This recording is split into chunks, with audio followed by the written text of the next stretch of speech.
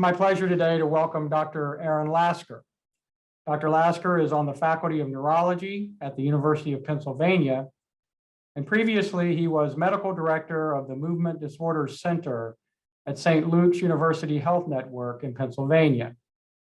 A graduate of Tufts University School of Medicine, Dr. Lasker completed his residency as well as a joint fellowship in movement disorders and cognitive neurology at Beth Israel Deaconess Medical Center in the Harvard Neurology Program. Dr. Lasker's clinical interests include Parkinson's disease, Huntington's disease, tremor, dystonia, and other movement disorders. He has a particular interest in and expertise with palliative care as well, which we will certainly talk about today. Dr. Lasker, welcome to PDWise. Thank you, Alan. Great to be here. It's great to have you. I'm excited about our conversation today. Let's dive right in and start with this question. What is Parkinson's disease? Yeah, it's a surprisingly tricky question to answer, I think, depending on how you want to look at it.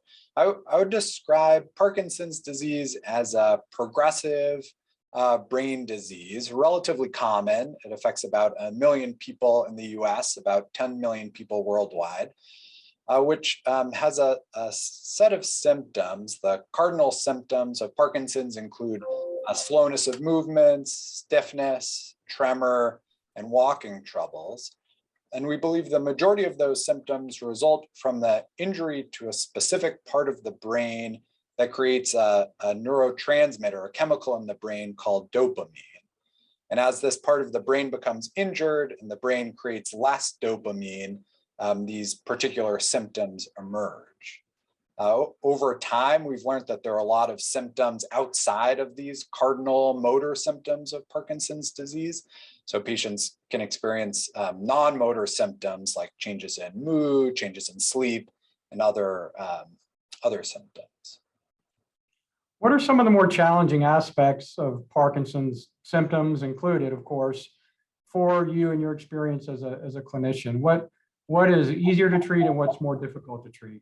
Yeah, we found that some symptoms tend to respond really well to the medicines that we have, and others tend not to. So one area that can be particularly difficult to treat, especially with medicines, would be walking trouble. So people who have a specific type of walking trouble called freezing of gait, where their feet tend to get stuck or glued to the ground, sometimes responds to the medicines we have, but sometimes it doesn't. And when it doesn't, that can be a particularly difficult symptom to treat. Often using other modalities of treatment like physical therapy can be really helpful when the medicines aren't as helpful. Okay, great. So let's back up a little bit and tell us how you became interested in medicine and particularly neurology and then movement disorders. How did that look for you?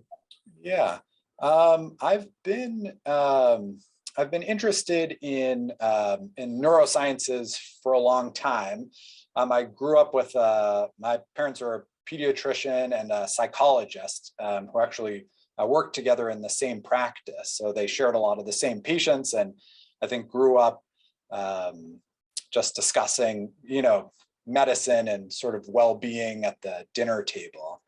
And I've always been really fascinated by how the brain works and specifically by cognition. So I really got into neurology through an interest in cognition. So that's what I studied in undergrad, and neuroscience really focused on sort of cognition. And then when I went to residency, I thought I would end up doing a fellowship in cognition, which I did end up doing. But over time, working with different attendings and patient populations, I found that the cognitive changes in Parkinson's disease were some of the more interesting that I came upon. And the more time I spent working with Parkinson's patients, I realized how much I liked working with the patient population, how interesting and complicated of a disease it was. And so I just kept learning more and more as I went. Yeah, that's interesting. I'm glad you mentioned your interest in cognitive science and cognition, because I want to stay there for just a few minutes. Yeah. What are some of the potential cognitive impacts that Parkinson's brings, and what does that typically look like? Are there any myths about that or knowledge gaps in people that you encounter? What do you normally tell patients, and what would you want us to know about Parkinson's and cognition? Yeah, so the cognitive troubles that people with Parkinson's have are different from some other causes of thinking and memory trouble. So it's a very different pattern from the thinking and memory troubles that people with Alzheimer's, for example, have. So usually patients don't develop trouble really with the primary memory system itself. So they're able to remember who their loved ones are and what medicines they're taking and that sort of thing. But it's more the sort of attention concentration network that's affected. So being able to sustain attention, being able to plan, those sorts of tasks tend to become more difficult. So those are some of the more common cognitive symptoms that a patient with Parkinson's might have. So multitasking, for example, and executive functioning, that's typically more impacted than what you're saying, long-term memory or even short-term memory. Right, exactly. Yep. Yeah, so multitasking can be particularly difficult, and short-term memory can be affected sort of indirectly from trouble paying attention. So you have to be able to hold on to information for long enough to file it away into short and long-term memory. So if you can't kind of sustain that attention, it's hard forming new memories. Yeah, so I know you have also an interest in palliative care, and I want to talk certainly about that today. What is palliative care, and how does it relate to and differ from hospice care? I often hear people sort of lumping those together, and as you'll tell us, they're not the same thing at all. But talk about what each of those is and what their relationship is, if you would. Yeah. So palliative care is a branch of medicine that really focuses on improving quality of life and reducing suffering.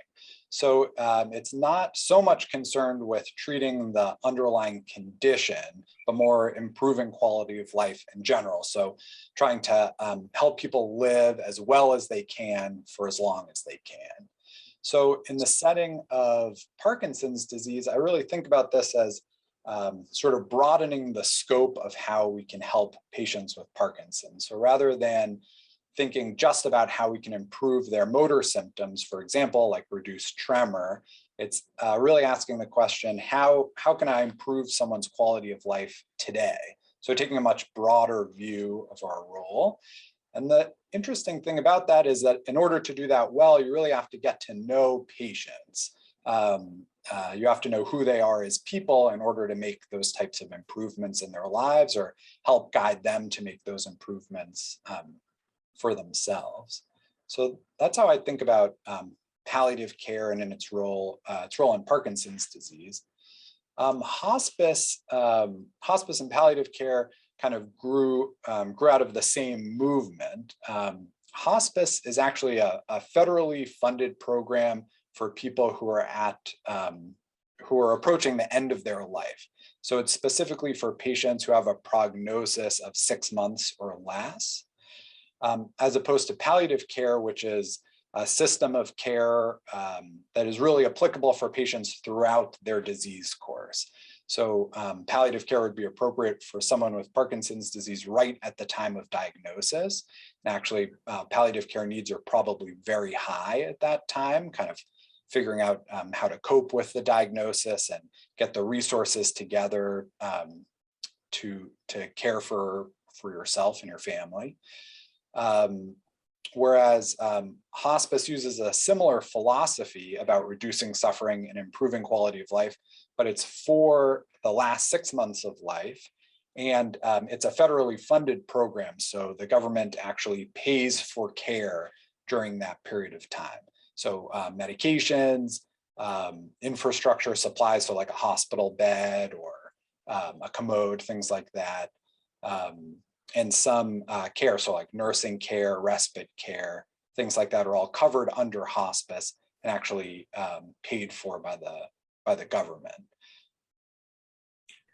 Couple of additional questions on that. It's very, very helpful. One of the things actually that I learned from you when you and I were together on a panel not too long ago is really what you said, but just to underscore it, that palliative care is really appropriate for anybody with a Parkinson's diagnosis, because it's really about quality of life and maximizing that quality from the beginning of a journey with Parkinson's, i.e. at diagnosis, until the end stages of Parkinson's.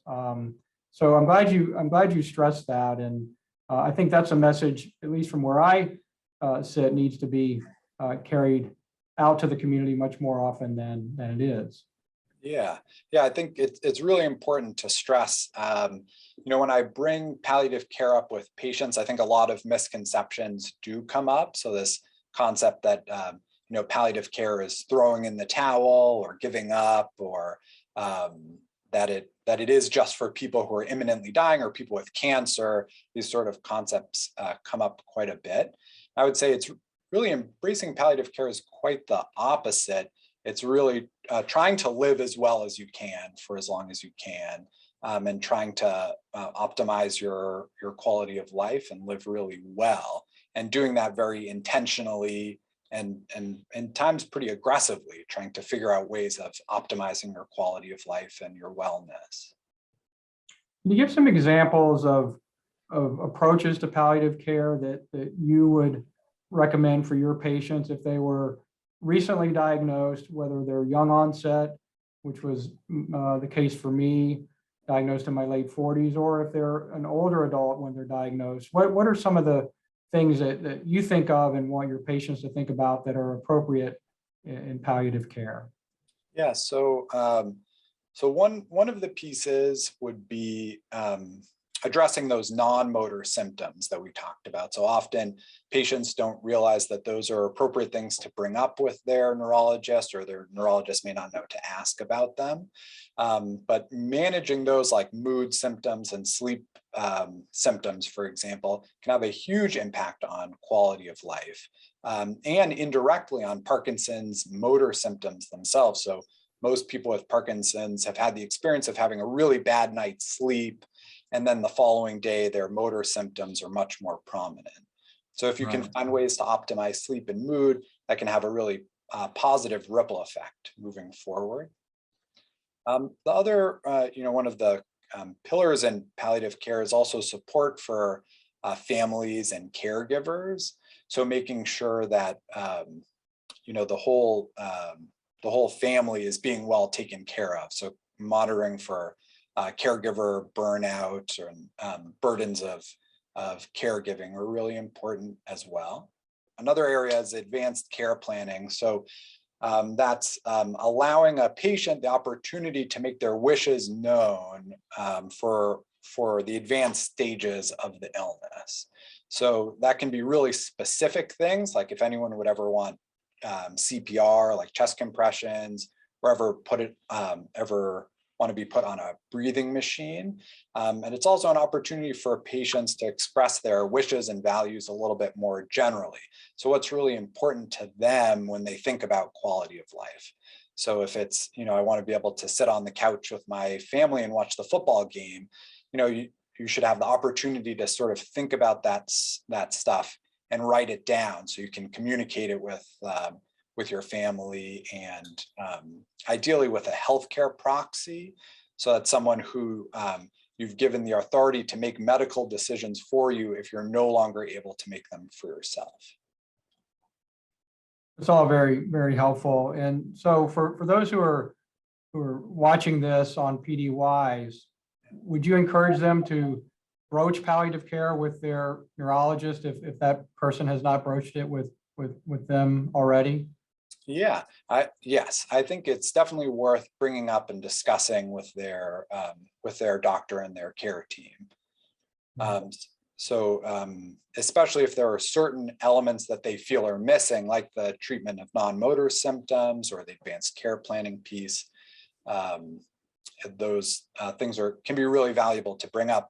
Often, especially if the physicians haven't been trained specifically in palliative care, they may feel uncomfortable bringing these topics up themselves. So if they're broached by the patient, it sort of gives the doctor permission to discuss them as well. Are there palliative care organizations, like, there are hospice organizations, and I know, again, I don't want to conflate the two. We're here today to disentangle those because they're different. But are there organizations that or communities of folks who are advocating for palliative care that people should know about? Yeah, one really excellent group is called the International Neuropalliative Care Society.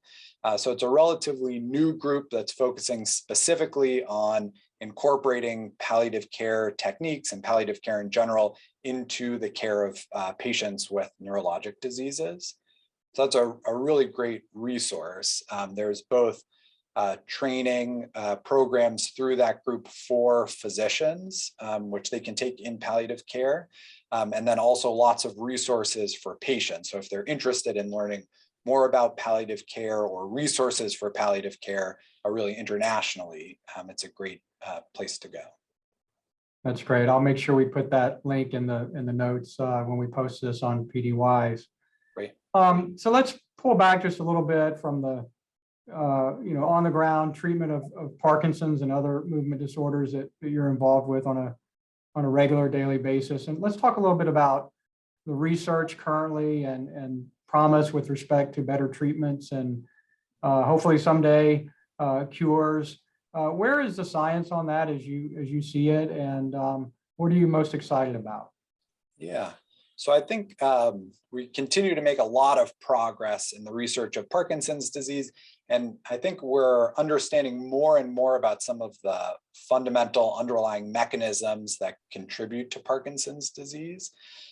So I think the things that are most exciting to me are starting to develop medications to directly treat some of the underlying causes, or what we think might be underlying causes of Parkinson's disease, rather than just treat the symptoms.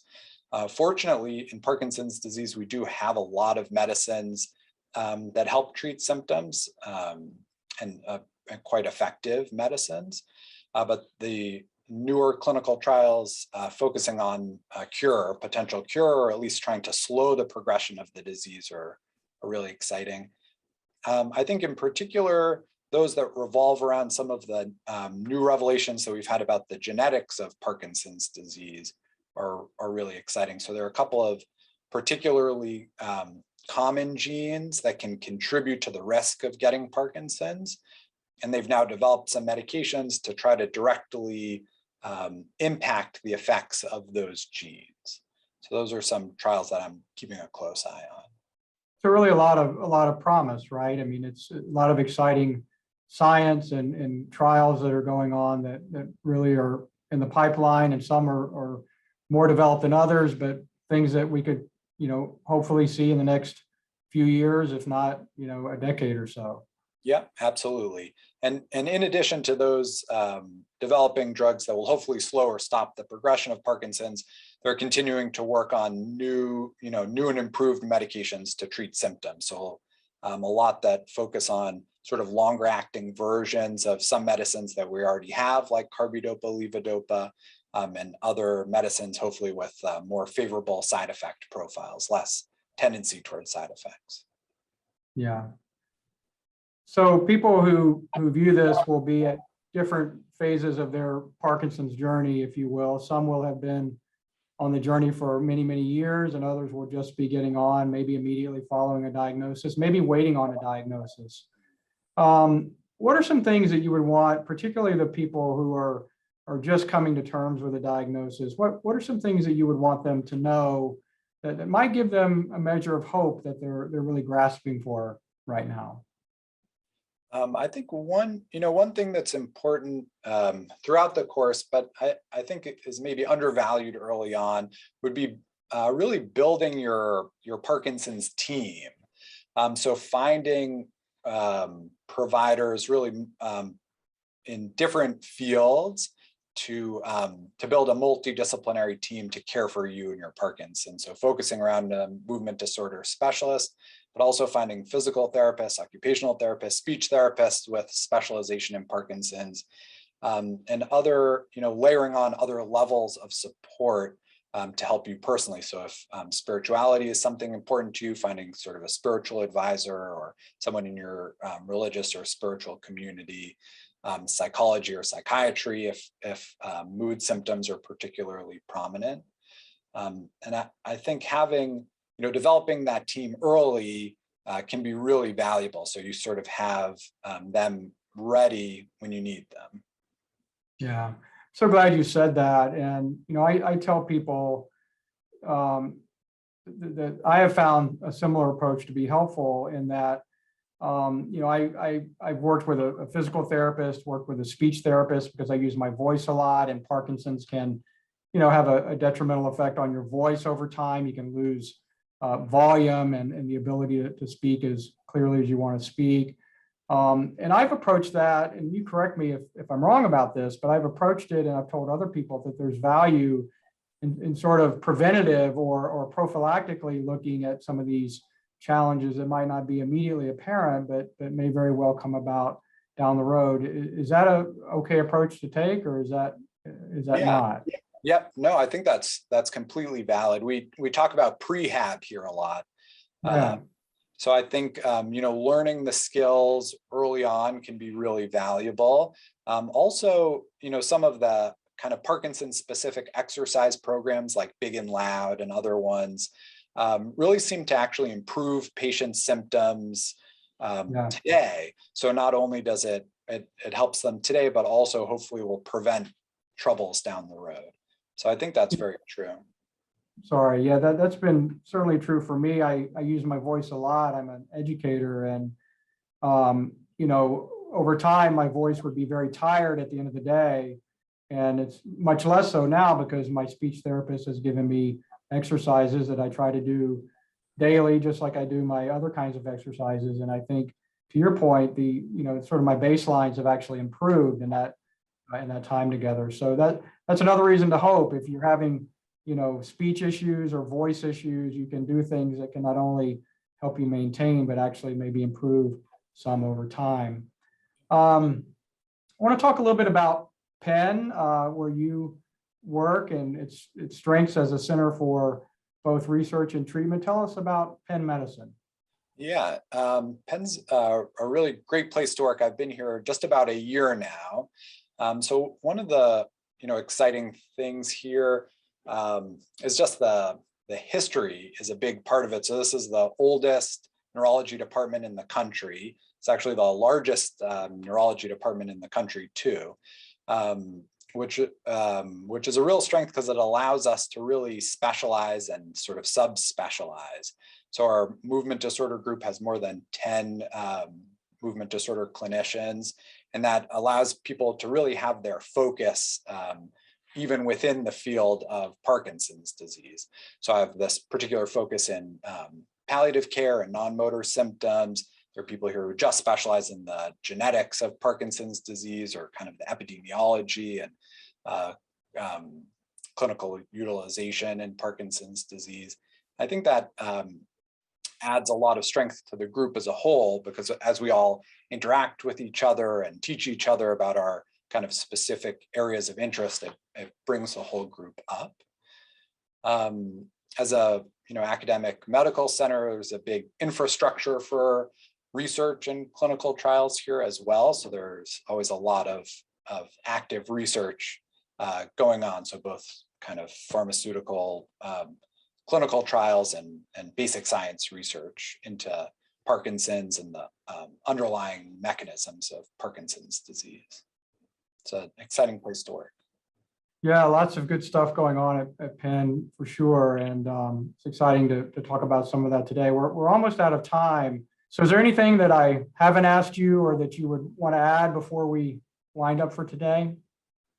Yeah, one more thing I'd add. I often encourage my patients to make a really specific wellness plan. So to sort of think through different elements that improve their quality of life or their personal wellness, and really write those things down and try to build them into their calendar to encourage them to do them regularly.